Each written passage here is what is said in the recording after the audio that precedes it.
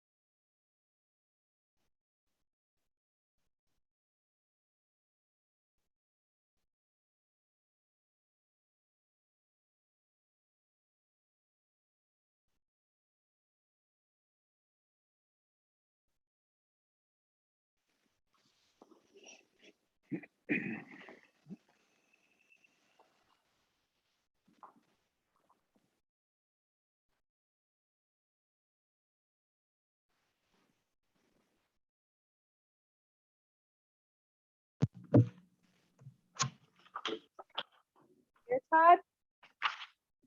Yeah, I'm here. Okay, great. Okay, I want to call the meeting to order for the regular board meeting for the Greeneview Board of Education for Thursday, August 19th, 2021. Call the roll. Suzanne Arthur. Here. Todd Ireland. Here. Scott Powers. Present. Angela Reagan. Here. Teresa Wallace. Here. Have a quorum. Pledge of Allegiance now. Pledge allegiance to the flag of the United States of America and to the republic for which it stands, one nation, under God, indivisible, with liberty and justice for all. Okay. I don't believe we have any invited guests this week. Do we have any public participation? Okay. So first item up, number 2, approve the agenda. Are there any changes to the agenda? There are some changes. There's an addendum.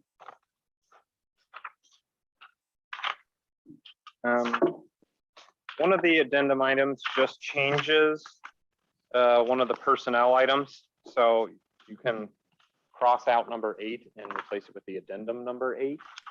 Okay. I also, number 6 on personnel, we, Catherine Kelly, we are going to have effective 8/23/21 on that contract. I'm sorry, which number? Number 6. Thank you. 8/23/21. Yes. One more. Okay. So that's all I have. Okay. Do I have a motion to approve the agenda? I'll move. I'll second. All right, Todd Ireland, Yes. Scott Powers, Yeah. Teresa Wallace, Yes. Suzanne Arthur, Yes. Angela Reagan. Yes. Motion passed 5-0. Okay, and number 3, treasurer's report. Number 1, approve the minutes from the regular board meeting, July 15th, 2021. Number 2, approve a then and now for Joe Marsden Masonry in the amount of $8,000 for work done at the elementary school. Number 3, accept a $600 donation from the intramural basketball program. Number 4, accept a $60,000 donation from Premier Health. Number 5, approve the appropriations for fiscal year 2021 and 2022 as presented. Number 6, approve the following students' payments in lieu of transportation to St. Bridget and Legacy Christian Academy for the 2021-2022 year. Legacy Christian Academy, Jacob Leach, Julia Leach, Eliana Ramey, Joshua Smith, Micah Smith, Lena Smith, and St. Bridget, Olivia Deskins, Alyssa Miller, and Chase Miller.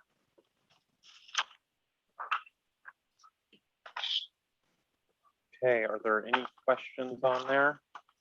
I did want to point out the appropriation adjustments. So normally, that was a fun project today, Bill. Normally, they adjust our federal grants quite frequently. That, like, you know, we get a couple $100 more. And they rejected our original ESSER proposal because they said they've allocated additional funds. And so I'm thinking, okay, you know, like it's gonna be a couple. Well, it was $490,000. So they rejected? No, additional money. Gotcha. So we got that budgeted today, and we will get that turned in. And then this is just increasing our appropriations for that amount. We pass temporary appropriations in June, and then this is always in August. We always make sure we have our final appropriations, and it's a time to adjust as well. So no other changes other than the additional ESSER CARES Act. I just saw some appropriations. What was the work done at the elementary? The elementary was the work that we had done. We had a quote on this. This was some of the brickwork at the gym. There were some leaks in the gym, some masonry, like there was a masonry wall, and initially they thought they were going to go down 3 tiers and ended up going down 6 tiers. So this is for the additional work that should address some of those issues in the elementary gym. The donation from Premier Health, that's actually $20,000 for last year, $20,000 for this year, and $20,000 for next year. That's part of our agreement with them. And I think that covers everything pretty much. Then the in lieu of transportation is pretty well put here.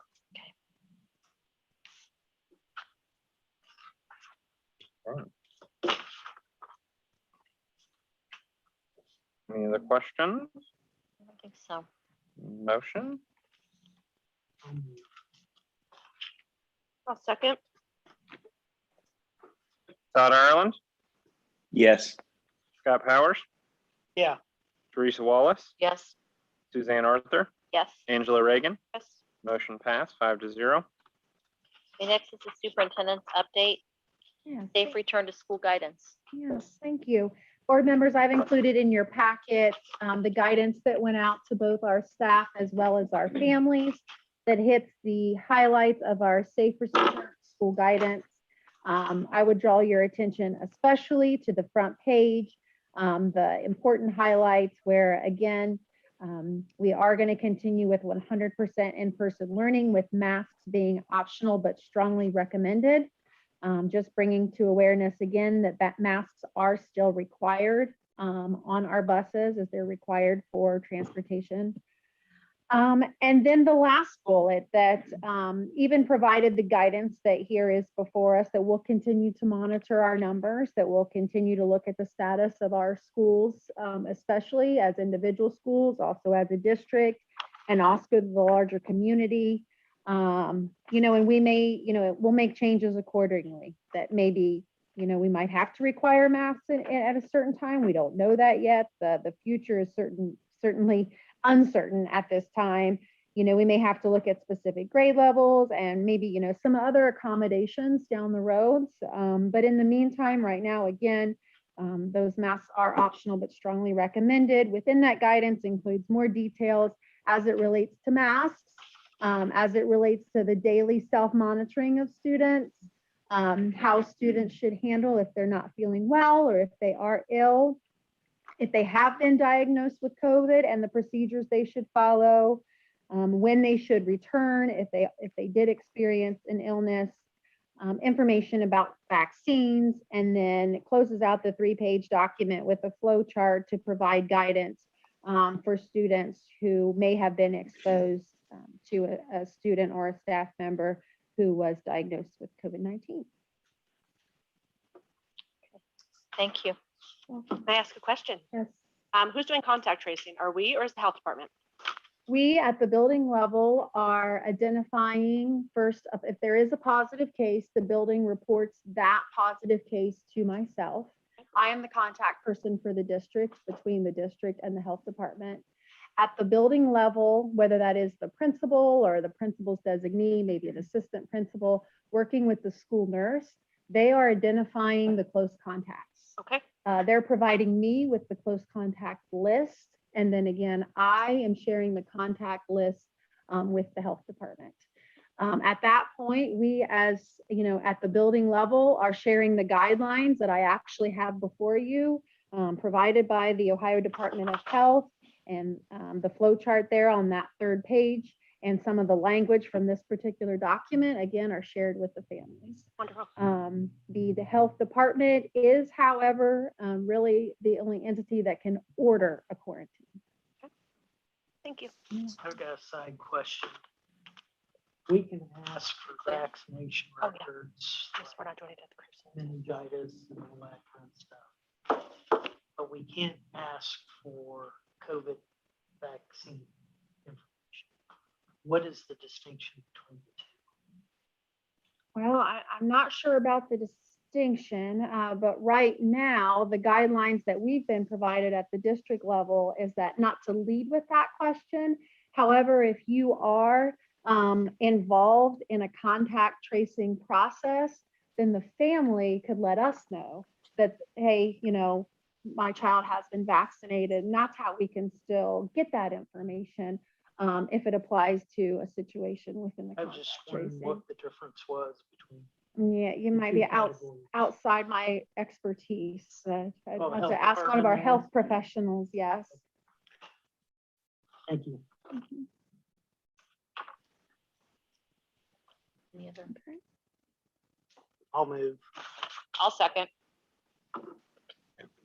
There shouldn't really be a Yeah, motion there. So So went to the Yeah. vote. there's I no don't vote think there. there's a motion or a vote on this. Yeah. I'll cross it out for you, sorry. In fact, board members, yeah, this intentionally was left as guidance so that if guidance should change, then, or if there is a need that we would need to adjust some of the language, then I would not need to bring this document back to you under new business. You know, I have proposed a resolution that I think will address that, and I would be asking for your vote. All right, number 5, new business. Appoint the delegates for OSBA annual business meeting. Number 2, approve the job description for a crossing guard aide. Number 3, approve the 2021-2022 bus stops and routes. Number 4, approve the resolution of the optional mask policy and the authority of the superintendent to necessitate changes for the 2021-2022 school year. And number 5, approve the maintenance agreement with Reef Services for HVAC maintenance beginning on 20. I left yeah, that is blank on Depending on purpose. the day that. So, I wanted to discuss, we have 2 different Okay. contracts. Those one of the things to discuss. All right, So let's start with appointing the delegates. okay. Do we have any volunteers? What's the date again?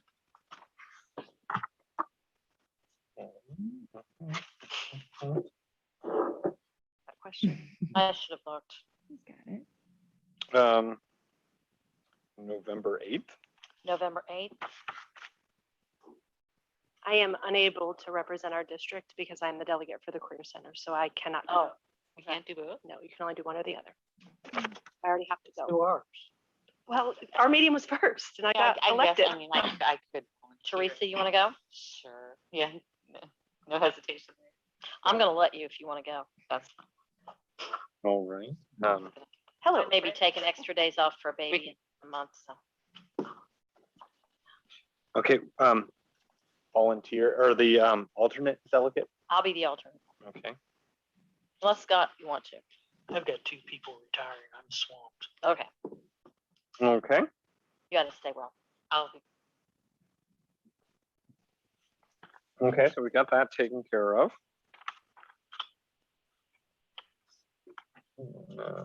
And we're combining the job description for crossing aid, guard aid with building aid for the, Yeah, so originally We we did. had posted it on its own. I believe we posted that August 5th for that half an hour time there in the morning and in the afternoon across from the high schools, certainly a high traffic area.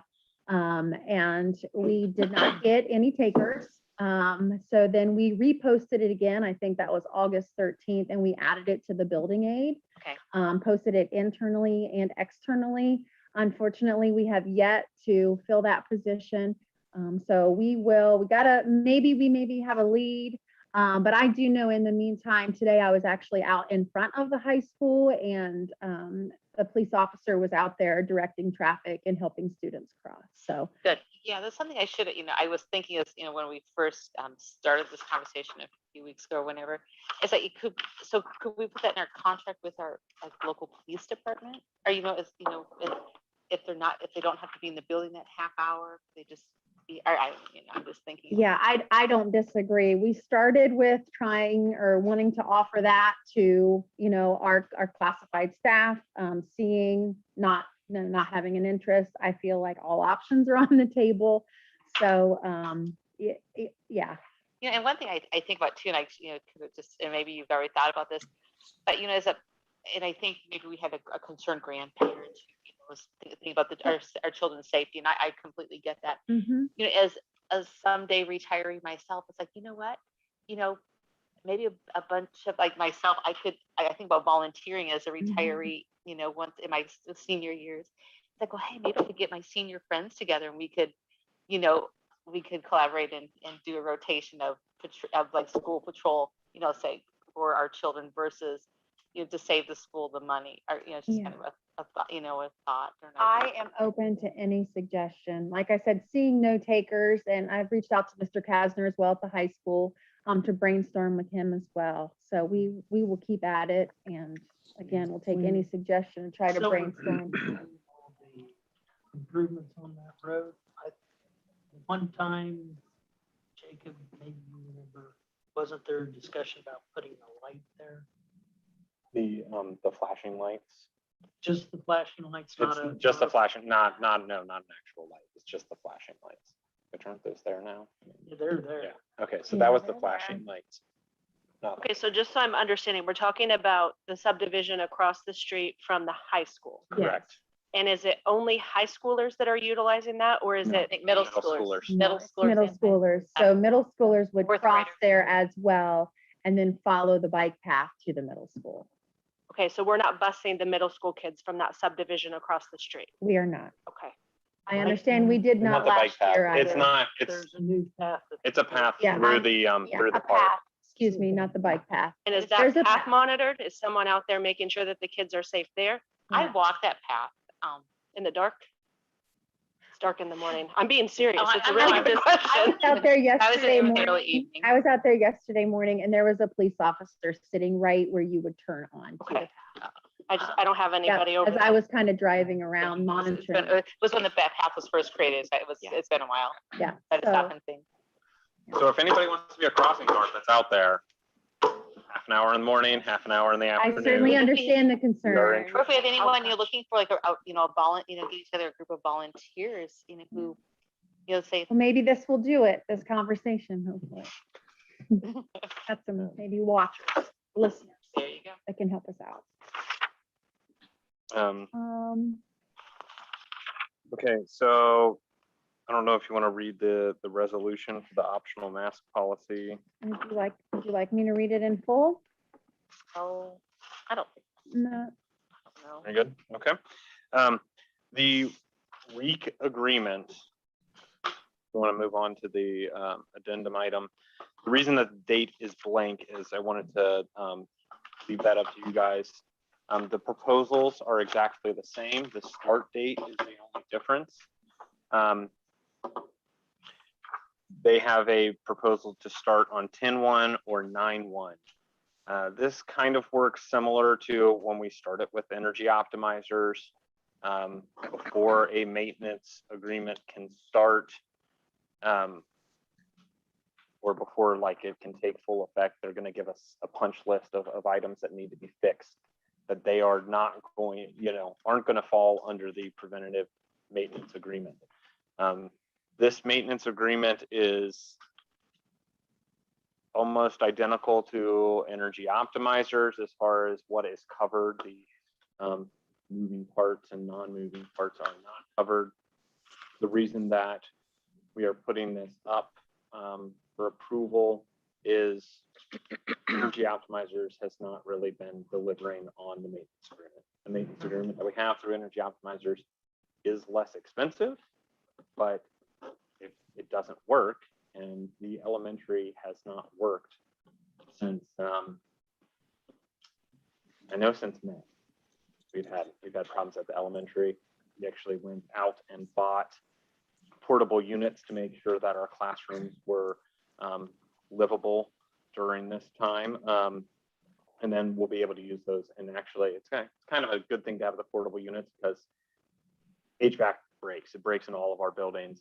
And this is a way to provide relief. And 7 out of the 9 units we got are actually heating and cooling. So if a room's not heating in the winter, we can put one of those in there, just so they are providing relief right now. But if the reason that we might want to put it off until October is to see if we can get energy optimizers to fix more things, to give them more time. If you think that we should give them more time,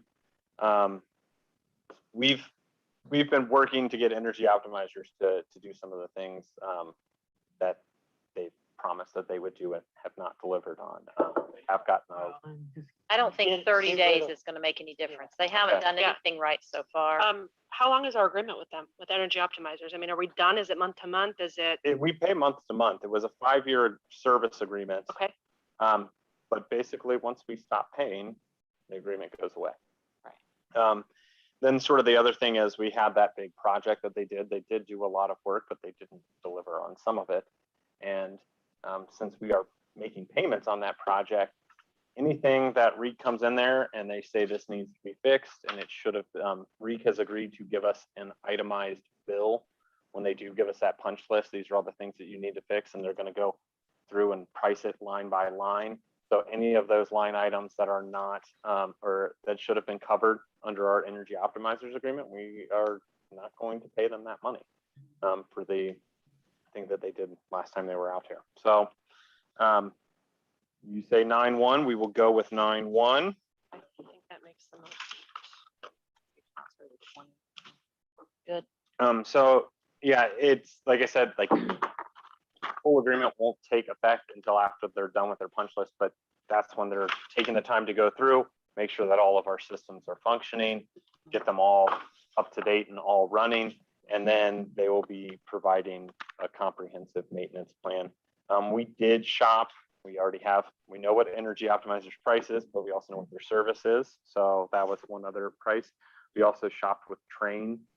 What is the difference? Is it a substantial difference between? As far as price, I want to know. it's like 34,000 more a year So over the course of the entire year. It's to actually get something done properly, it's really not that big of a actually- difference. so prior to energy optimizers, we were spending, that was part of our problem, was we were spending over $100,000 a year on HVAC repairs / maintenance. And really in the last year, we spent like $175,000. And that's why when energy optimizers said $76,000 per year, we were like, yeah, absolutely. We'll lock that in for 5 years, but they just haven't delivered. Yeah. We asked Train for pretty much the similar proposal. Their bare minimum preventative maintenance started at $125,000 a year, and it didn't cover moving parts and it didn't cover anything.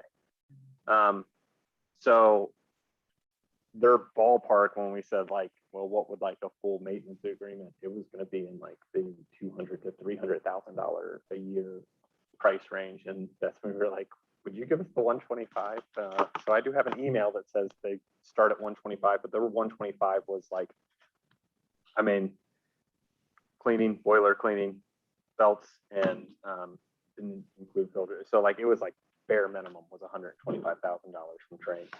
So REAP does come highly recommended, and we will let them know. We will start on September 1, and hopefully we can get everything up and running. Okay, sounds good. Have a motion? I'll second.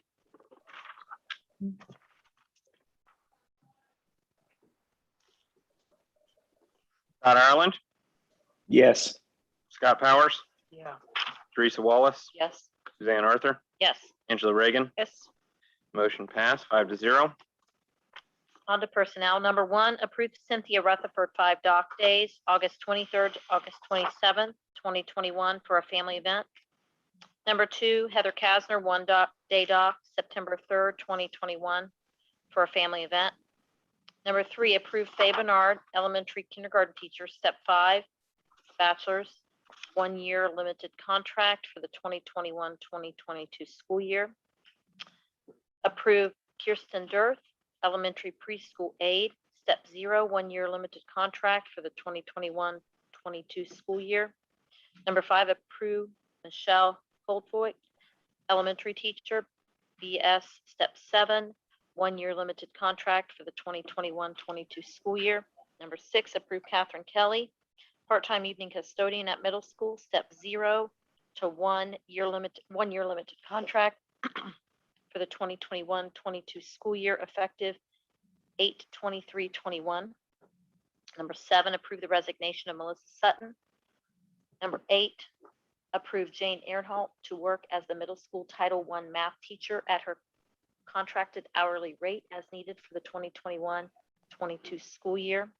Number 9, approve the following substitute teachers for the 2021-22 school year: Allison Corey, Leah Battaglia, James Deerwester, Faye Sessler, Linda Thomas, Dean Gordon, Mark Mash, Jenny Smith, Angie Lowe, Carolyn Kugler, Lori Young, Amy Powers, Barbara McCown, Bill Green, Cindy Mash, Heather Lucas, Heather Brooks, Richard Castle, Heather Kasner, Rita Canty, Deanna Reed, Jane Cross, Shelley Best, David Bates, John Morrison, Diana Nestor, Dulcinda Wilson, Sue Ellis, Jesse Connor, Lee Armlovich, Sue Norad, Michelle Holtvoigt. Number 10, approve the following classified substitutes for the 2021-2020 school year. 2022 school year: secretary, Heather Lucas, Joanna Casho, Casey Payton, Kirsten Dirth, Penny Vantris. Building assistant bus aide, Leah Battaglia, Heather Lucas, Kirsten Dirth, Joanna Casho, Penny Vantris. Cooks, Margie Buckwalter, Susan McCauley, Joanna Casho. And custodian, Susan McCauley, Joanna Casho, Alan Pippin, Steve Morris, Rebecca Vogel, Nikki Butts, Laura Henson, Joe Armlovich, Gary Cardosi. Bus driver, Jay Brandenburg, Tony Goodbar, Brian Heron, and mechanic, Steve Morris. Number 11, approve the following supplemental coaching positions for the fall 2021 school year: Amanda Mickles, 7th grade volleyball coach.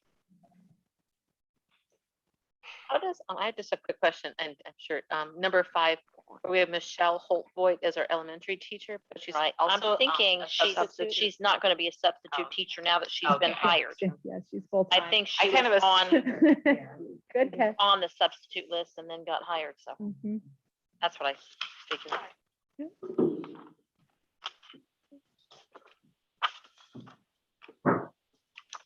I'll move. Okay, I'll second. Todd Ireland, Yes. Scott Powers, Abstain. Teresa Wallace, yes, Suzanne Arthur, yes. Angela Reagan. Yes. Motion passed 4-0. Okay, and at this time, we'll have an executive session to consider the employment and compensation of a public employee or official. No business after that.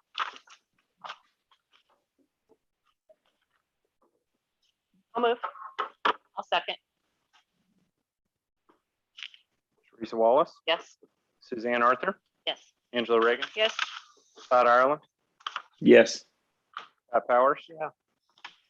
Motion passed 5-0. We're going into executive session at 7:27.